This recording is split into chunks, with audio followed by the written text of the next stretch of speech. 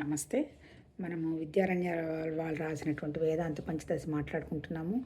అందులో వివేక పంచదశి అని సత్తుకు సంబంధించిన 5 చాప్టర్స్ అని చెప్పుకున్నాము. మొట్టమొదటిదేమో తత్వ వివేకం, తర్వాత రెండోదేమో పంచభూత వివేకం, మూడోదేమో పంచకోశ వివేకం, నాలుగో ఒకటి వచ్చి ఇప్పుడు మనం మాట్లాడుకుంటున్నాం. నిన్న కొంత మాట్లాడుకోవడం జరిగింది.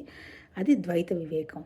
అసలు భగవంతుడు ఒక్కడే ఒక్కడే ఒక్కడే అన్నారు కదా, మరి ఇంకా ద్వైతం ఎక్కడి నుంచి వచ్చింది అనే దాని మీద నిన్న అసలు సృష్టి ఎట్లా అంటే అంటే ఆ నిరాకారంగా ఉన్న శక్తి వ్యక్తమైనట్టు కనుక కనపడితే అది ఆకారం అవుతుంది. అంటే అది ఒకటేను అన్నట్టు నిన్న చెప్పటం జరిగింది. తర్వాత ఒక్కొక్క ఉపనిషత్తులో ఎట్లా ఎట్లా సృష్టి వ్యక్తమైందని అది 4 పాయింట్లు చెప్పినట్టున్నారు. ఒకటేమో టైం పాస్ అనిపించి చేశారని ఒక సృష్టి. తర్వాత ఇంకొకటి వచ్చేమో ఒకటి తన అందరిలో ఉండి చూస్తే ఎట్లా ఉంటుంది, అనుభవం ఎట్లా ఉంటుందనే రకంగా ఒకటి జరిగింది. ఆ తర్వాత మాయ అంటే మాయను పట్టుకొని సృష్టి వ్యక్తమైనట్టుగా ఉంటుందని ఇంకొకటి వచ్చేమో ఉన్నది ఒకటే ఆత్మ, అంతకు ముందు అదే ఉన్నది, తర్వాత అదే ఉన్నది, మిగిలినంతా వ్యక్తమైనట్టు ఉంటుంది అన్నట్టు చెప్పడం జరిగింది. తర్వాత ఈరోజు ఏంటి, సరే ఈశ్వరుడు ఫస్ట్ ఏంటి అంటే ఇంకొకటి ఏం చెప్పారు, సృష్టి అనేది ఒక్కళ్ళే చేయలేదు, అంటే పరమాత్మ శక్తి అనేది మనకి కనపడకుండా ఉన్నటువంటి నిరాకారం, ఆ శక్తి ఆకారం కానంత వరకు తటస్థంగా ఉంది. తర్వాత అది ఆకారం స్థితికి వచ్చేసేటప్పటికే శుద్ధ సత్వం అయినటువంటి ఈశ్వరుడు మాయను పట్టుకొని సృష్టిని మెటీరియల్ని ఊహించాడు, అంటే కల్పన చేశాడు. అంటే మెటీరియల్ పెట్టుకొని ఏదో ఒక మనిషిని కూర్చోబెట్టి సృష్టించేది కాదు, మెటీరియల్ కల్పన చేశాడు. అది ఈశ్వర సృష్టి. ఆ ఈశ్వరుడే వచ్చి జీవ సృష్టిలో కూర్చున్నాడు. అంటే ఏంటి, దానికి ఉదాహరణ ఏం చెప్పాడు, ఒక తాడు ఉంది, తాడు లాంటి పద ఉంది, తాడుని అంటే మాయతోటి దాన్ని తాడుని పాముగా కనపడేట్టు చేస్తే ఇప్పుడు ఈ జీవ సృష్టిలో ఏమనుకున్నాడు, పాము అనేటువంటి విషయాన్ని అనుభవంగా భయపడ్డాడు. ఈ పాము అనేది ప్రపంచం, ఆ తర్వాత పాము అని అనుకున్నవాడు జీవుడు. ఆ పాము తయారు చేసి తాడునే పాములాగా కనిపించేట్టు చేశాడు కాబట్టి ఆయన ఈశ్వరుడు. ఆయనకి ఎలాంటి టెన్షను లేదు, ఎలాంటి సంస్కారము లేదు, ఉన్నదంతా ఎవరికి, ఈ జీవుడికే ఉంది అని జీవ సృష్టి ఎలా వచ్చింది అనేది బృహదారణ్యకోపనిషత్తులో ఏదో బ్రాహ్మణం అనేటువంటి ఏదో చాప్టర్లో చెప్పాడు అన్నట్టు చెప్పాడు. ఇందులో ఎట్లా చెప్పాడు, ఇప్పుడు మనకు అర్థమైన ఈశ్వర సృష్టి ఏంది, ఈశ్వరుడు అనేది ఏ పద్ధతి లేకుండా మాయను పట్టుకొని ఒక మెటీరియల్ ఎక్స్ప్రెస్ అయ్యేట్టు చేశాడు అని చెప్తూ ఇప్పుడు మన జీవ సృష్టి ఎట్లా అయిందని చెప్పాడు. ఈ జీవ సృష్టిలో ఏం చెప్తాడు, 7 అన్నము అంటే ఏంటి, అన్నము అంటే ఒక మనం తీసుకునే ఆహారమే కాకుండా అన్నము అంటే అనుభవం అన్నట్టు చెప్తాడు. అంతే కదా, అన్నమయ కోసం అంటాం కదా, అన్నమయ కోసం ఇప్పుడు అనుభవం అంతా ఎక్కడ, స్థూల శరీరం ద్వారా ఫీల్ అయ్యే మనస్సు అబ్జర్వ్ చేసేది ఎవరు, జ్ఞానేంద్రియాలు కదా. అందుకని అన్నము అంటే ఏంటి అంటే తీసుకునే ఆహారమే కాకుండా అనుభవం కూడా అని చెప్తాడు. అట్లాంటివి 7 అన్నాలు ఉన్నాయి అంటాడు. ఫస్ట్ అన్నం ఏంటి, మన శరీరం తీసుకునే మామూలు ఆహారం. తర్వాత రెండోది వచ్చేసేంటి, దేవతలకు ఇచ్చే ఆహారం, అంటే వాళ్ళకి హవిస్సులు అవన్నీ ఇచ్చి చేస్తాం కదా, అది వచ్చింది. మూడోది వచ్చేంటి, పశువులకి అంటాడు. పశువులు అంటే ఎవరు, ఇప్పుడు సపోజ్ ఇప్పుడు యజ్ఞం చేయాలి, దానికి ఏం కావాలి, నెయ్యి వేయాలి అంటే పెరుగు, మీగడ, పాలు ఇవన్నీ రావాలి కదా. అందుకని పశువులకి ఇచ్చే ఆహారం 3వ ఆహారంగా చెప్తాడు. తర్వాత 4వది ఏంటి, మరి దాంట్లో నుంచి ఆ పశువుల్లో నుంచి వచ్చేటువంటి పాలు వస్తాయి కదా, ఆ పాల ఆధారంగా నెయ్యి అది తయారు చేసి, అంటే అల్టిమేట్ ఏంటంటే వీళ్ళు యజ్ఞాలకు ఉపయోగించుకునే ఆహారం అన్నట్టు చెప్పుతాడు. ఇవి 4 కూడా బాహ్యంగా కనిపిస్తున్న ఆహారాలు అంటాడు. ఇంకా మిగిలినవి ఏంటి, మళ్ళీ 3 అంతర్గతంగా ఉన్న ఆహారాలు అంటాడు. ఏంటవి, మనస్సు తర్వాత ప్రాణము, వాక్కు అంటాడు. మాట, మనసు వచ్చేసేటప్పటికి ఏంది, జ్ఞానేంద్రియాల ద్వారా పనిచేసేది మనసు, అంతే కదా. మనసు అంటే ఇది కళ్ళు చూస్తాయి, కళ్ళకి ఏం చూస్తున్నాయో కళ్ళకేం తెలుస్తుంది తెలియదు కదా, ఇది మంచా ఇది చెడా అని వీళ్ళ యొక్క అనుభవ జ్ఞానంతో చూసేది మనసు అనమాట. సో మనసు అది అంటే ఏంటి, జ్ఞానేంద్రియాల ద్వారా పనిచేసేది మనసు. ఆ తర్వాత రెండోది ప్రాణం వచ్చి కర్మేంద్రియాల ద్వారా చేసేది. కర్మేంద్రియాలు అంటే ఏంటి, ఒక చెయ్యి పని చేయాలి అంటే ప్రాణశక్తి ఉండాలి. మళ్ళీ దీన్ని నడిపించేది కూడా మనసే, అంటే ప్రాణం అంటే ఏంటి, క్రియాశక్తి, మనసనం పనిచేసేదనమాట, అది ప్రాణము. దీనికి ఉన్న ఆహారం ఏంటి, మనసుకున్న ఆహారం ఏంటి, ఆలోచనలు. మనసు 24 గంటలు పడుకున్నా లేస్తున్నా ఎప్పుడూ ఆలోచనల్లోనే ఉంటుంది, అంటే మనోరాజ్యంలోనే మనసు ఉంటుంది, దాని ఆహారం ఆలోచనలు. 2 ప్రాణానికి ఆహారం ఏంటి, ఎయిర్, గాలి తీసుకోవటం. అంతే కదా, తీసుకుంటుంది, వదులుతూ ఉంటుంది దాని ఆహారం. ఇంకా మూడోది ఏంటి, మాట. ఈ మాట వచ్చేంటి, ఈ మన ముఖం అనేది అంటే మన నోరు అనేది బోత్ కర్మేంద్రియంగాను పనిచేస్తుంది, జ్ఞానేంద్రియంగాను పనిచేస్తుంది. జ్ఞానేంద్రియంగా పనిచేయటానికేమో మాట్లాడటం, కర్మేంద్రియంగా పనిచేయటం ఏమో ఆహారం తీసుకోవటం. అంటే ఈ మూడు కూడా అంటే జీవుడికి ఉన్నటువంటివి 7 అన్నాల్లో ఈ మనస్సు, ప్రాణము ప్లస్ ఈ మాట, ఈ మూడు కూడా ఆహారాలు అంటాడు. సో ఇంకా ఏం చెప్తాడు,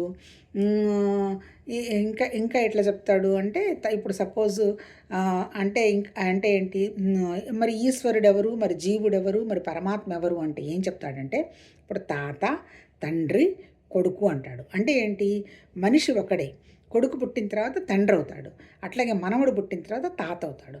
అంటే ఏంటి, ఇప్పుడు ఈశ్వరుడు, జీవుడు, ఈ మూడు కూడా అంటే పరమాత్మ ఒకటేనన్నట్టుగా చెప్తాడు. ఎప్పుడు చెప్తాడు, ఇప్పుడు తర్వాత ఈ జీవుడు నడిచేది ఏంటి, జీవుడు ఎంతసేపటికి దేన్ని ఆధారం చేసుకొని నడుస్తాడు, మనసే ఆధారం చేసుకొని వస్తాడు, అంటే మనోరాజ్యమేనమాట. ఇంకోటి ఏం చెప్తాడు, ఈశ్వర సృష్టి జరిగింది, అది జస్ట్ జరిగినట్టు కనపడుతుంది, అది మెటీరియల్. జీవ సృష్టి ఏంటి, జీవ సృష్టి ఏమైనా జీవుడు సొంతంగా ఏమైనా సృష్టించాడా, ఏం సృష్టించలా, కేవలం వీడిది అనుభవమే. ఎట్లా అనుభవము, దానికి ఆయన ఉదాహరణ చెప్తున్నాడు, వండర్ఫుల్గా చెప్తాడు. ఇప్పుడు ఒక అమ్మాయి ఉంది, అమ్మాయి పుట్టిన తర్వాత తండ్రికి ఆ అమ్మాయి ఏమవుతుంది, కూతురు అవుతుంది.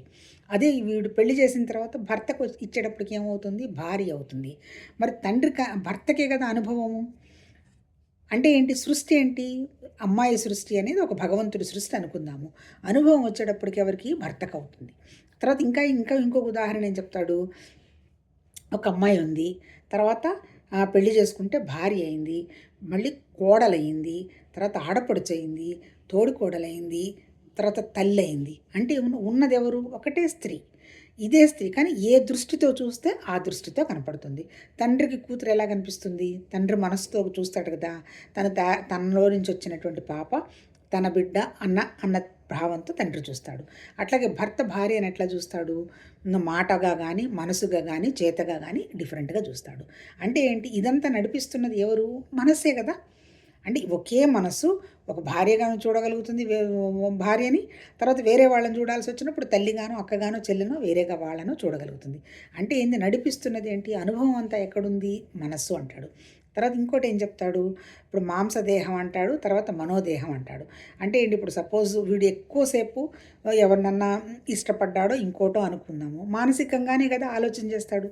ఆమె ఎక్కడో వేరే దేశంలో ఉంది, వీడెక్కడో ఉంటాడు, కానీ మనసులో ఆ ఊహలు, ఆలోచనలు పెట్టుకొని ఉంటాడు. అంటే ఏంటి, అనుభవం అంతా ఎక్కడ, మనసుకే అనుభవం అంటాడు. అట్లాగే భగవంతుడి సృష్టిలో అనుభవం ఎవరికన్నా ఉందో, ఏం లేదు, ఒక మెటీరియలే వాళ్ళది.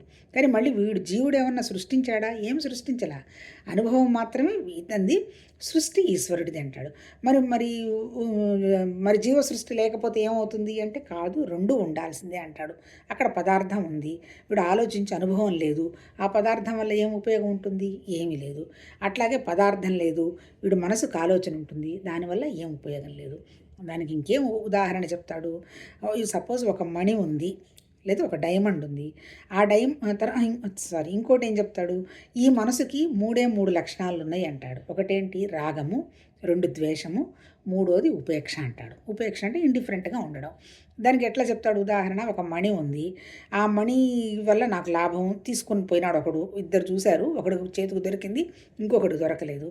ఈ దొరకని వాడు ఏమనుకుంటాడు, వాడికి ద్వేషం వస్తుంది, అయ్యో వీడు ఎత్తుకొని పోయినాడే, నాకు దొరకాల్సింది కదా అని ద్వేషం పెట్టుకుంటాడు.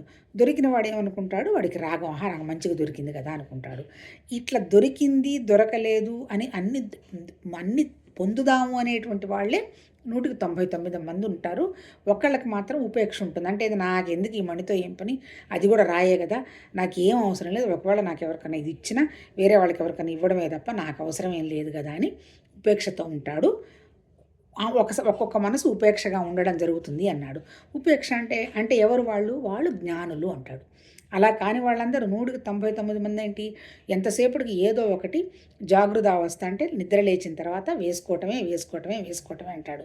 కానీ ఈ వేసుకున్నదంతా ఎంతసేపు, కొంతసేపే కదా, మిగిలిందంతా ఎక్కడ ఉంటాడు, మానసిక స్థితిలో ఉంటాడు. అంటే ఏంటి, మనోరాజ్యంలో ఉంటాడు. అంటే వీడి అనుభవం అంతా ఎవరికి, మనసుకే. దానికి ఇంకొక ఉదాహరణ కూడా చెప్తాడు. ఈ మనసు అనేది ఎలాంటిది, ఒక పాకం లాంటిది ఉందనుకో, ఒక పంచదార పాకం లాగానో ఏదో, అది తీసుకొచ్చి ఒక మూసలో పడిందనుకో, ఒక పదార్థం తయారైంది. ఇక దీనికి వీడికి ఎమోషన్స్, ప్రేమ, కోపము, ద్వేషము అన్నీ ఆ వస్తువు మీదనే ఉంటాయి. అంటే అవన్నీ ఏంటి, అదంతా ఎక్కడున్నాయి, ఆ జరుగుతున్న నాటకం అంతా ఎక్కడ జరుగుతుంది, మనసులో జరుగుతుంది.